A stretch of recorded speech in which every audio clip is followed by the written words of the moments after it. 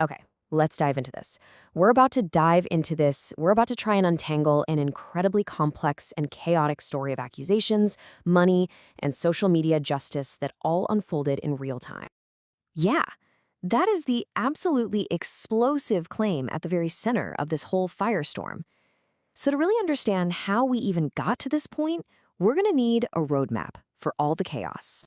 So, here's how we'll break it all down. We're going to start with that main allegation, then we'll unpack a really crucial side story about money, and then we'll get back to the hunt for the truth, and finally, explore what it all means.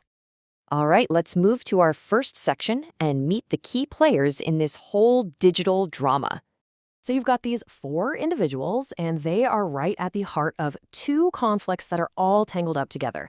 One is a truly shocking personal accusation, and the other is a very, very messy fight over money. This entire thing just ignites with this one single staggering claim, and it's made by Lena on a public social audio platform for everyone to hear. Now, here's what's really interesting about this. Look at Eugene's response.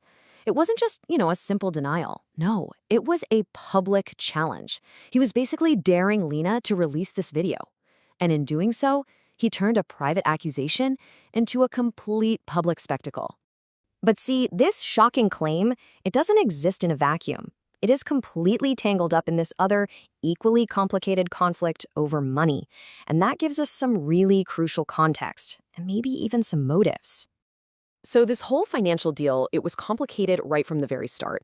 And, as it all started to fall apart, the finger pointing began. Let's take a look at the two conflicting stories here.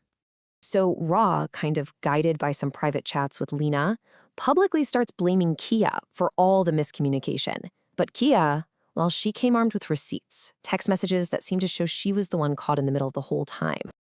And this quote just brilliantly illustrates Kia's frustration. I mean, her argument is basically that the evidence shows she was stuck between a seller who kept making excuses and a buyer who just wanted a refund. So, here's the crucial point.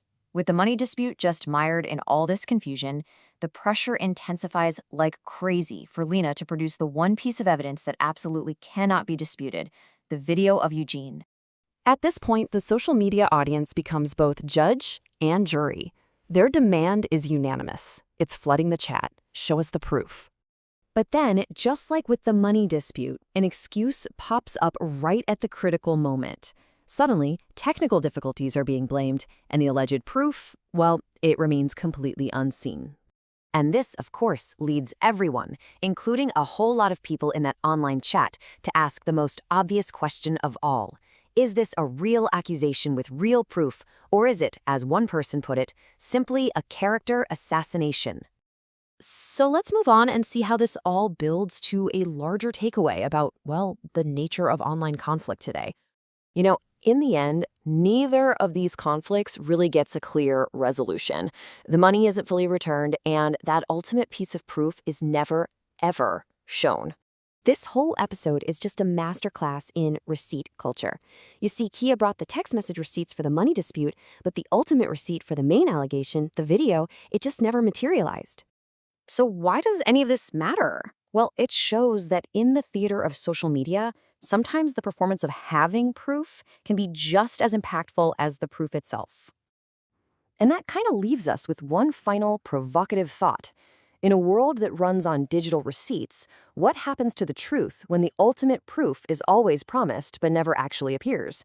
That's all for this explainer.